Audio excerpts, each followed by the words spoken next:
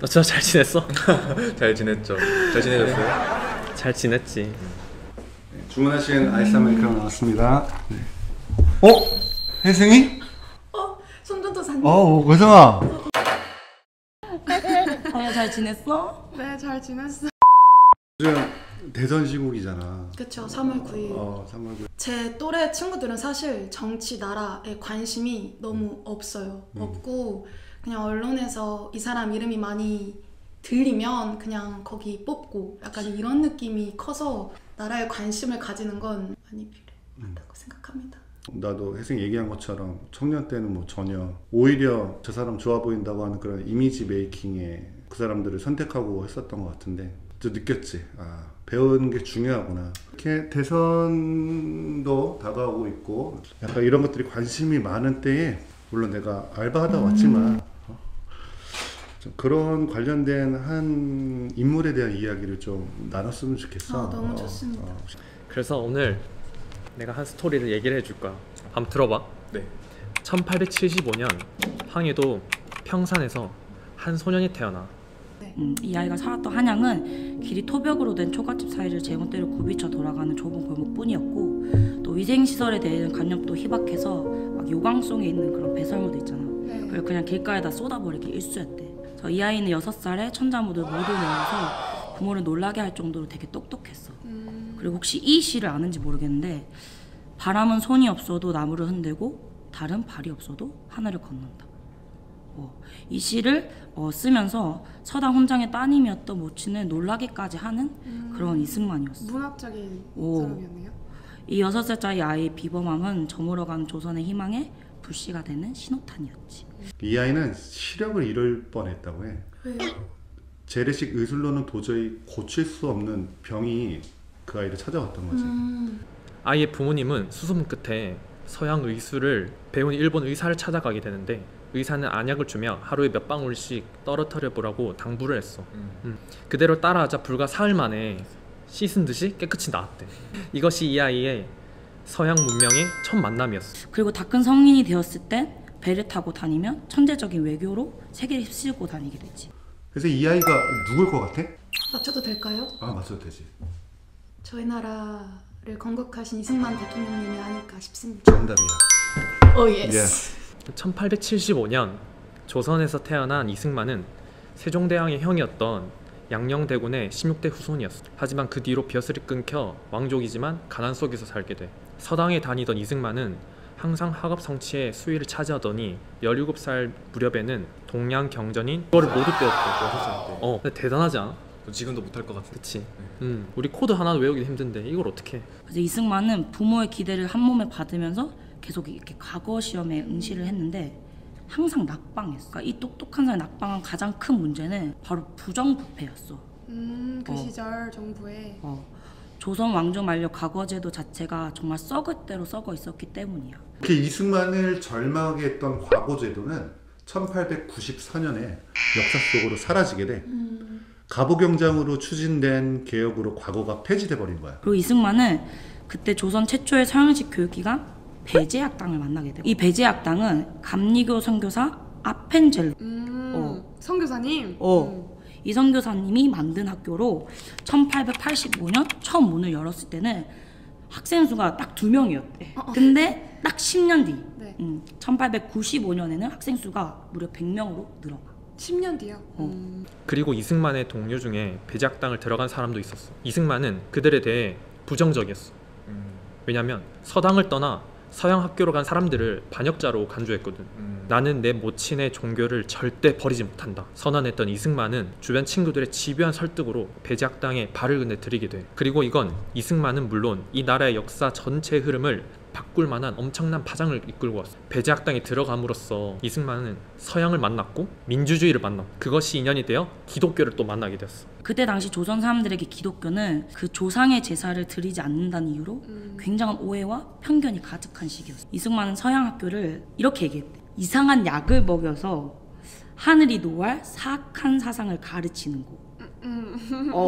그런 것을 의심하고 있었거든. 여기서 말하는 약을 우리가 아는 신약과 구약을 혜승이 이 약 먹은 적 있나? 많이 복용합니다. 약쟁이라는 소문이 있더라고. 신약쟁이, 구약쟁이. 이승만이 가장 경계했던 거는 기독교 예배였는데 아침 예배에 나오라는 말을 들었을 때 이승만은 주로 비판이나 반박을 하기 위해서 예배를 드리러 갔어. 그리고 이승만의 관심을 끄는 딱 한 가지 이상한 사실을 듣게 되는데 1900년 전에 죽은 한 인간이 자신의 영혼을 구원해 줄 수 있다는 소리였어. 이승만이 들어본 말 중에 가장 우스꽝스러운 말이었어. 누군지 알 것 같아? 네, 알 것 같아. 예수님. 네. 그치.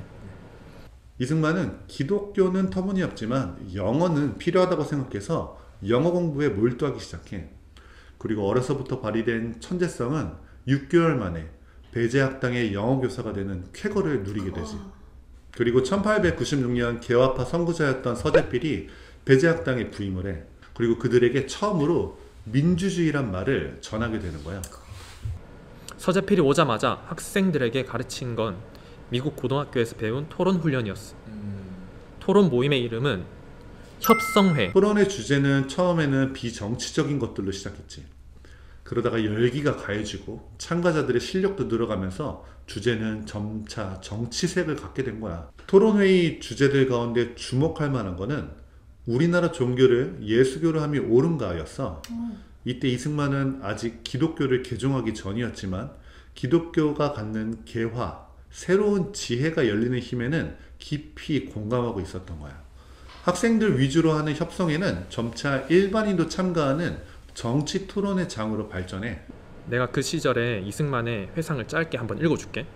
내가 선교사들이 운영하는 학교에 나가게 된 것은 오직 영어를 배우겠다는 일념 때문이었다. 영어를 배우겠다는 포부는 달성했지만 곧 영어보다 훨씬 중요한 것을 알게 되었다. 정치적 평등과 자유의 사상을 알게 된 것이다. 조선인들이 당하는 정치적 압제를 아는 사람이라면 기독교 국가의 국민들이 통치자들의 압제로부터 보호받고 있다는 것을 처음 알게 된 내 가슴에 어떤 혁명이 읽고 있었는지 쉽게 상상할 수 있을 것이다. 동양 학문의 중심을 맛보고 6개월 만에 영어를 마스터하고 뛰어난 글과 말발, 용감한 행동으로 명성을 펼쳤지만 이승만 아직 20대 초반밖에 되지 않았었던 거야. 지금 다이가 몇 살이지? 저요? 22살에 딱 너 또래였네. 대박이다. 이승만은 겁도 없이 막 고종 황제를 폐위시키는 쿠데타 음모에 참여하게 되거든. 근데 그 음모가 누설되면서 이제 지명수배를 당하게 돼. 서양 의사를 돕다 체포되었으니 선교사들이 얼마나 미안하겠어. 그래서 그를 돕기 위해 백방으로 노력하기 시작해. 근데 이승만은 거기서 선교사의 도움을 받는 게 독립정신에 위배된다고 생각한 거야. 또 감옥 밖에선 수천 명의 군중이 자신의 연설을 기다리고 있다고 믿었어. 그래서 탈옥을 결심하고 작전을 했지만 그의 탈옥 작전은 허무하게 끝이 나고 말아. 이승만은 역적의 탈옥까지 시도했으니 악형을 피할 수 없었지. 그리고 무시무시한 고문과 악명 높은 바로 한성 감옥으로 들어가게 돼. 한성 감옥의 시설은 끔찍했어. 죄수들의 위생 상태는 형편없었고 흙바닥 위에는 해충이 우글거렸대. 또 감옥의 급식 상태는 팥밥과 콩나물, 소금국이 전부였지만 음식을 담은 그릇이 너무 더러워서 먹을 생각이 도저히 나지 않을 정도였다고 해. 해충과 빈대의 공격이 가장 어려웠는데 2-3일이 지나면 빈대가 빨아먹은 피 때문에 옷이 빨갛게 물들어 세탁을 해야 됐었대.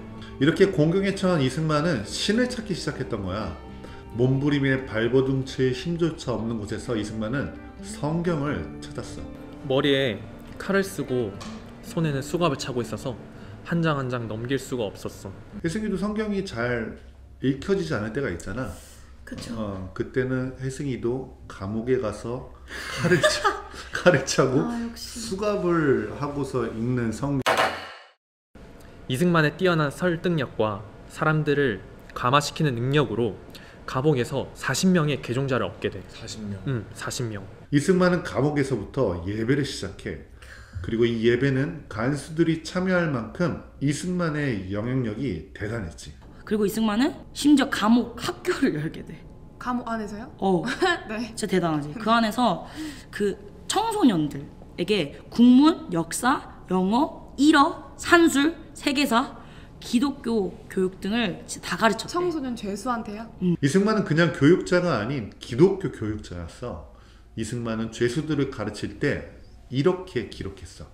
예수 말씀에 병든 자가 있어야 의원이 쓸데 있느니라 하신 뜻을 깨달을지라. 아무리 악한 죄인이라도 밉게 여겨 물리칠 것이 아니라 사랑하여 가르치면 스스로 감화되어 의원이 병자를 고친 것 같이 효험, 좋은 결과가 드러날지니 이것이 나의 깨달은 바이요.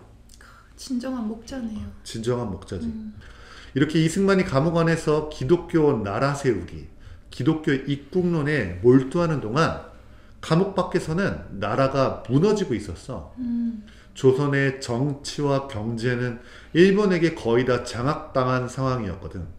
이승만은 피가 끓는 마음으로 다시 한번 펜을 들었어. 조선의 독립을 지키기 위해선 백성들이 깨어나야만 했거든. 1904년 2월 19일 만 29의 재수가 한성 감옥에서 집필하기 시작한 책이 바로 이 독립정신. 100년이 넘는 세월 동안 독립정신에 대해서 찬사가 쏟아졌어. 김길자는 이승만을 논하려는 자, 이 책부터 읽기를 간곡히 부탁하고 싶다 라는 이런 논평들이 쓰이기까지 했지.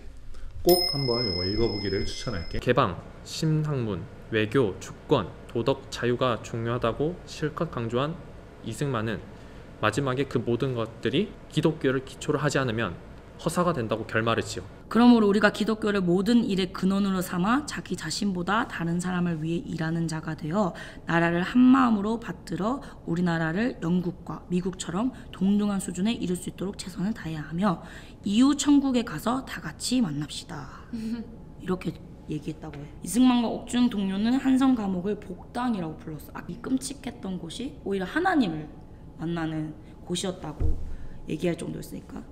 그 뒤로 나라를 위해 석방되자마자 바쁘게 뛰어다녔지만 조선은 결국 일제에게 이제 넘어가게 돼. 조선이 일제에게 넘어간 후 약소국의 연약함을 뼈저리게 느꼈지. 그리고 이승만은 미국으로 유학을 가게 돼. 이승만의 유학은 개인의 지식 쌓기 그런 게 아니라 정말 나라를 위한 여행길이었어. 이로써 이승만은 서양사, 특히 미국사, 신학, 정치학, 철학 등의 폭넓은 기초 위에 국제법을 익힌 한국 역사 최초의 국제 정치학자가 되었어. 하지만 그는 하루빨리 한국에 오고 싶어 했어. 왜냐면 그의 조국은 이미 지도상에서 사라졌거든. 한국에 돌아온 이승만의 활동 무대는 YMCA였어. 하지만 기독교 활동은 위험했어. 당시의 기독교인들은 거의 민족주의자들이었고 기독교를 통해서 독립을 추구했기 때문이야. 일제는 말도 안 되는 이유를 가져와서 기독교를 핍박하기 시작했거든. 이승만은 조심하고 주의하며 탈 수 있는 모든 것을 타며 전국 순회를 돌아 YMCA 전국적 조직을 성공시켰어. 그리고 이승만을 비롯한 기독교인들의 활발한 움직임은 조선 총독부를 자극해. 일제는 조선 기독교 지도자들을 한 번에 잡기 위해서 음모를 꾸미지. 이게 바로 배고인설. 네. 일제가 뒤집어 씌운 제목은 진짜 어마어마했거든. 그래서 사망한 사람이 3명, 정신 이상을 일으킨 사람이 4명이었던 이 사건은 진짜 얼마나 잔인했는지 우리가 알 수 있겠지. 그래서 최종 유정 판결을 받고 구속된 사람은 105명이었어. 처음부터 이승만을 겨냥하고 벌인 일이기 때문에 이승만은 구속될 각오를 하고 있었다고 해. 이승만은 장기적인 독립운동을 펼치기 위해서 1931년 1월 28일에 하와이로 건너가. 혜승이 하와이 가봤어? 못 가봤습니다. 앞으로 네가 가라 하와이. 그렇게 시간이 흘러서 1919년 3월 1일 3.1운동이 일어나. 3.1운동의 소식을 듣고 이승만은 제일 먼저 미국 국무부에 전보를 보냈어. 한국 애국자들이 일본으로부터 탄압을 받지 않도록 미국이 중재해달라는 내용이었어. 3.1운동은 이후 국내 여러 곳에서 임시정부가 세워졌는데 한성, 노령, 상해 임시정부는 하나로 합쳐져서 통합 상해 임시정부가 돼. 그리고 1919년 9월 상해 임정은 대한민국 임시정부로 세워져서 임시대통령으로 이승만을 선출하게 돼. 네. 그래서 임시대통령이 된 이승만은 독립운동 방법으로 외교 노선을 선택해. 왜냐면 첫째, 한계가 있었어. 일본은 그 당시에 3대 군사 강국이었거든. 그리고 둘째, 국제 정서를 읽는 이승만의 악목이야. 이승만은 일찍부터 일본과 미국의 충돌을 또 예상을 했거든. 이승만에게 친미 외교 노선은 선택의 문제가 아니라 독립운동의 유일한 길이자 마지막 보루였던 거야. 그런데 여기서 공산주의와 부딪히게 돼. 총리인 이동희는 이승만과는 정반대인 공산주의를 독립운동가들에게 전달하고 있었거든. 그 이후로도 이승만은 방공 노선을 타게 되는데 이승만 연구가들은 그가 기독교 신자였기 때문에 공산주의를 반대했다고 말해. 그 후 시간이 흘러 1941년 일본이 진주만을 공격해 태평양 전쟁이 일어날 것이란 천재 이승만의 연이 딱 들어맞으면서 태평양 전쟁이 시작돼. 이 과정에서 이승만은 극도로 불안해하기 시작했어. 미국이 전쟁 중에 자기네들의 전쟁 편의를 위해서 한국을 별 생각 없이 소련에게 넘겨주면 어쩌나.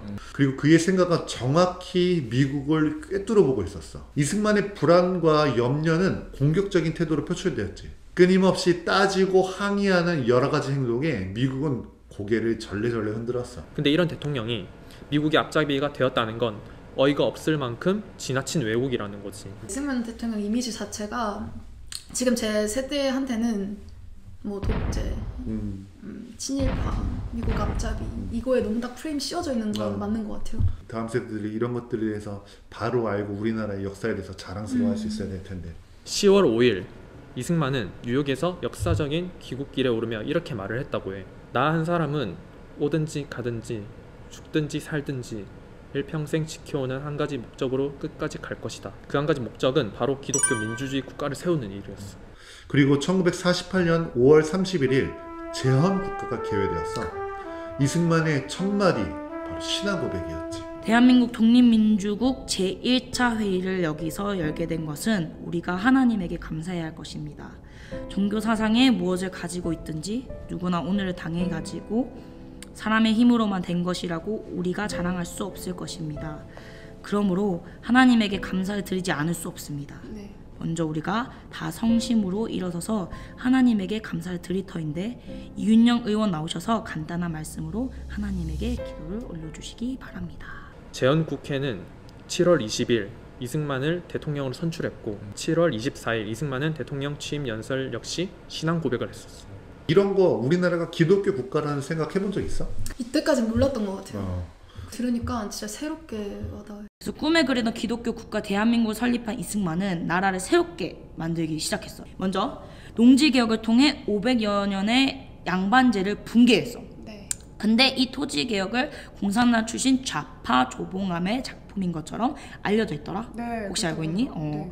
그래서 조봉암이 내세운 농림부안은 세력 싸움에서 밀려 국무회의도 통과 못했어.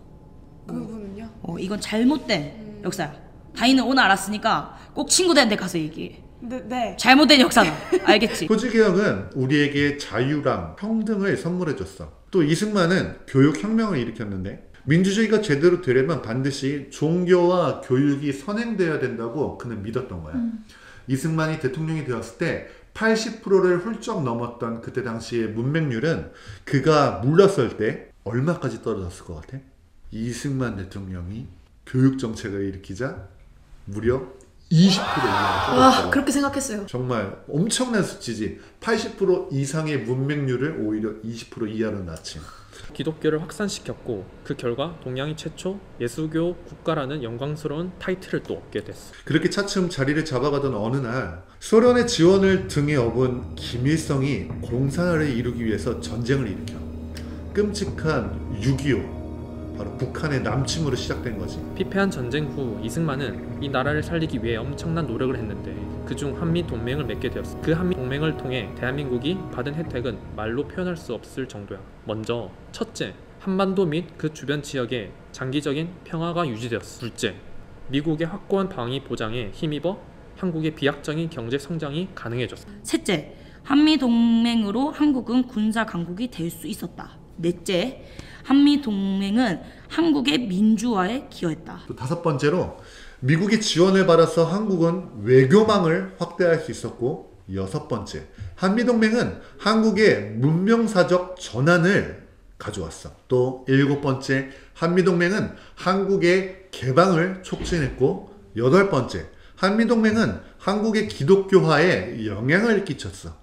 정말 많은 영향을 끼쳤던 거지. 그럼 지금의 주한미군이 결국은 이승만 대통령님께서 세우신 그가 체결했던 한미동맹이 어쩌면 지금까지도 이 나라를 든든하게 지켜주고 있는 한 축이 되고 있는 거지.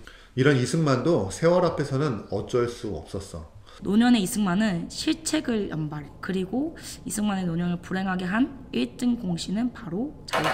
노동자와 농민 등의 대중을 위한 나는 창당 취지는 어느새 이렇게 흐려지게 된 거지. 하지만 노년의 이승만은 자유당을 제대로 단속하지 못했어. 그건 1954년부터 뚜렷하게 드러나.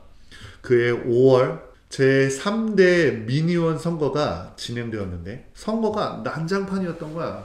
경찰이나 폭력단에 의한 방해, 간섭이 헤아릴 수 없을 만큼 많았던 부정선거였던 거지. 그런데도 이 대통령은 오히려 경찰의 간섭에 항의하는 사람을 소송에 실패한 자가 원통하다고 불평하는 것, 이렇게 말하면서 일방적으로 몰아붙였어.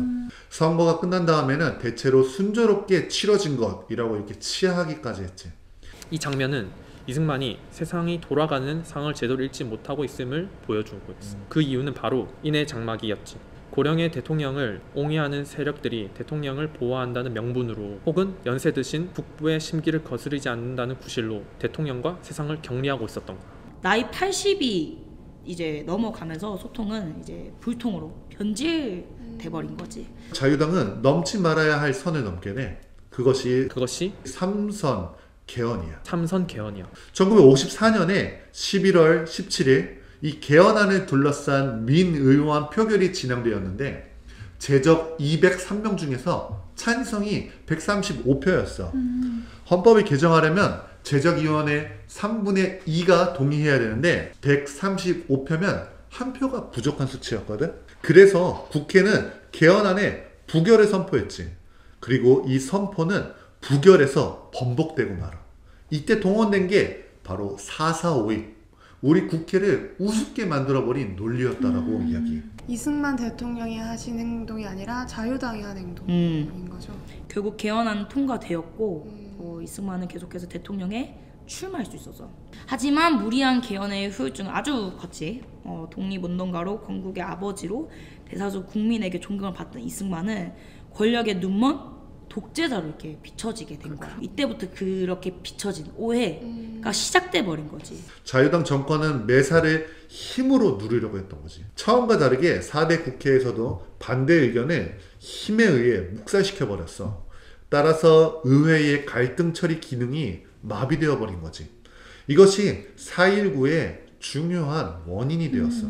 지금의 연구는 4.19를 정치적인 측면에서 해석하는 경향이 강했는데 자유당의 부패 또 뒤이은 부정선거가 국민들의 분노를 일으켰다는 거야. 물론 그럴 수도 있지만 우리 경제적인 측면도 고려해봐야 해. 그 당시에 우리 경제는 미국의 원조에 절대적으로 의존하고 있었어. 미국 경제가 악화되자 미국이 원조액을 줄여나갔지. 그러니까 당연히 우리는 살림이 어려질 수밖에 없었어. 경제도 휘청거리기 시작했고 거기다가 실업률은 또 올라갔어. 대학생 인원이 크게 늘어난 것도 원인이었어. 그 시대를 겪었던 손복은 이와 같이 주장하고 있어. 뭐라고 했냐면 4.19의 원인이 자유당 정권의 부정부패 때문이라고 말하는 것은 촉발 요인을 지적한 것이다. 실업자 폭발 사태가 4.19를 만들었다. 당시의 대학생과 산업 구조를 대비시켜보면 한 명 취직시킬 능력인데 18명이 졸업했다. 실업자 폭발 사태가 이 4.19를 만들어낸 것이다. 그리고 3.15 선거가 터지게 되지. 부대통령 자리가 위태로워진 자유당은 기권표들을 자유당으로 기표해서 무더기로 집어넣거나 또 누가 누구에게 투표했는지 공개 투표를 강요하는 등 악랄한 선거를 진행했어. 3.15 당일에 전국에서 계획적인 부정이 일어났지만 이승만은 전혀 알지 못했어. 이어서 3월 17일 벌써 100명에 가까운 사상자가 발생했는데도 모르고 있었지. 완전 차단을 해버렸네. 그래서 이승만은 유혈 사태에 대해서는 전혀 언급을 하지 않았고 그래서 오히려 자유당의 선거 승리를 격려하고 야당의 주장을 꾸짖었어. 자유당은 강경하게 대처했지. 그리고 그 과정에서 4월 11일 마산 앞바다에서 한 구의 시신이 떠올랐어. 부정선거 반대 시위에 참여했다가 실종된 김주열이었어. 17살 꽃다운 나이에 눈에 체류탄이 박힌 참혹한 시신이 떠올랐던 거야. 무언가 심상치 않다는 것을 간파한 이승만은 이런 말을 남겼다고 해. 대통령을 사임하고 다시 자리를 마련하는 것 외에 도리가 없다고 보는데 이승만을 비판하는 이들은 흔히 지나친 권력욕을 지적하는데 최후의 장면에서 보여진 것처럼 권력보다 이승만 대통령은 나라가 우선인 사람이었어. 본인도 전혀 모르고 있었던 이 부정선거 사태를 알게 되자 즉시로 물러나야 되는 것 아니냐고 말하기도 했던 거를 보면 알 수 있겠지. 시민들의 반발을 알자마자 바로 그렇지. 사퇴를. 그러니까 이것을 추론해 봤을 때 대통령은 모르고 계셨던 거지. 음. 바로 인해 장막기에 둘러싸여서. 네. 4월 18일 평화로운 고려대학교 학생들의 시위가 일어나 그리고 그 학생들은 데모를 마치고 집에 돌아가는 길에 깡패들의 습격을 당하게 돼. 자유당 집권 내내 악명을 끼친 정치 깡패들이었어. 결국 모든 걸 알게 된 이승만은 시위로 부상당한 학생들이 입원한 병실을 방문하게 돼. 이 장면은 안타깝고 슬픈 장면인데 신기한 점은 노인 대통령과 젊은 학생들이 서로를 향한 적의를 보이지 않았다는 거야. 피 흘리며 신음하는 학생들은 분노와 화가 아닌 막 할아버지 하며 일제히 대통령을 보고 외쳤대. 마치 결과적으로는 이승만 잘못이지만 인해 장막에 둘러싸인 대통령 부정을 모르고 있었다는 걸 안다는 듯한 반응이었대. 그래서 되게 슬픈 장면이 아닐 수가 없지. 그날 이승만도 울고 학생들도 울었어. 이승만은 다친 학생들을 하나하나 어루만지면서 학생들이 왜 이렇게 되었어? 부정을 왜 해? 부정을 보고도 일어서지 않은 백성은 죽은 백성이지. 이 젊은 학생들은 참 장하다 라고 말했지만 시민 대표들은 이승만의 하야를 요구했어. 이승만은 국민운하면 대통령직을 사임할 것이노. 그로써 이승만 정권 12년은 끝이 났어. 많은 사람들은 이승만 박사의 마지막을 하와이로 망명 갔다고 표현하는데 그건 망명이 아니라 유폐였어. 국내 정치 상황 때문에 부득이하게 잠시 자리를 비켜주려는 뜻도 있었어. 그런데 박정희 정권이 들어서면서 한일 국교 정상화가 추진되었던 거야. 이런 상황에서 철저한 반일주의자였던 이승만의 귀국은 당시 정부에게는 커다란 부담이었던 거지. 그래서 결국 이승만의 귀국은 허락되지 않았고 고국에 돌아갈 수 없다는 통보를 87세의 이승만은 받고 그날 이후로 다시는 걷지 못했던 거야. 1965년 7월 19일 향년 91세로 이승만은 세상을 떠났어. 우리의 건국 대통령이 외국의 한 요양원에서 최후를 맞이했다는 것은 참 애석하고 안타깝고 또 부끄러운 일이 아닐 수 없겠지. 십자가를 지는 삶, 한 조국을 위해 짊어지는 십자가의 무게는 아주 무겁고 고통스러웠을 거야. 혼자 감당해내기 쉽지 않아서. 한성 감옥의 고문부터 시작했던 이 십자가는 아주 훗날 눈부시게 성장한 지금의 기독교 국가를 태어나게 했지. 하나님, 저는 너무나 늙고 지쳤습니다. 사랑하는 우리 민족을 위해서 더 이상 아무것도 할 수 없습니다. 우리 민족을 하나님께 맡깁니다. 다시는 종의 멍에를 매지 말게 하소서. 아멘. 어때? 이렇게 한 사람의 일생을 좀 들어봤는데? 세상에서 들었던 내용과 많이 다른 부분도 있고 오해하고 있었던 부분도 있었던 것 같고 이 사실을 좀 세상 사람들이 알고 깨어나야 한다라는 생각이 또 많이 들었어요. 우리가 공기처럼 누리고 있던 자유가 이렇게 어떠한 한 사람의 고통과 모든 걸로 시작됐다는 게 감사하고 이러한 정신들이 지금까지 많은 젊은이들에게 전해지지 않고 있다는 게 너무 아쉽고 우리들이 계속 전해야겠다는 마음이 드는 것 같아요. 계속해서 이 나라를 위해서 우리가 기도에 힘쓰자. 준이 화이팅! 범수형 화이팅! 학창 시절에 보고 들은 내용들은 사실 이승만 대통령님의 80년대 딱 그 이후 왜곡되어진 그런 일들만 너무 들어왔기 때문에 저도 그냥 안 좋은 이미지가 더 컸던 것 같아요. 근데 그 80년대 이후에 짧은 연의 그런 실수들이 너무나도 지금 크게 지금 나와 있는 것 같고 그 이전에 80년 동안에 이 나라를 위해서 헌신하시고 희생하신 그 양이 이렇게나 많을지는 사실 상상도 못했고 지금 이렇게 들으니까 정말 하나님이 이승만 대통령을 사용하셔서 이분의 희생과 헌신으로 지금 이 나라가 세워지고 회복되어졌구나. 약간 이렇게 너무 많은 생각이 지금 듭니다.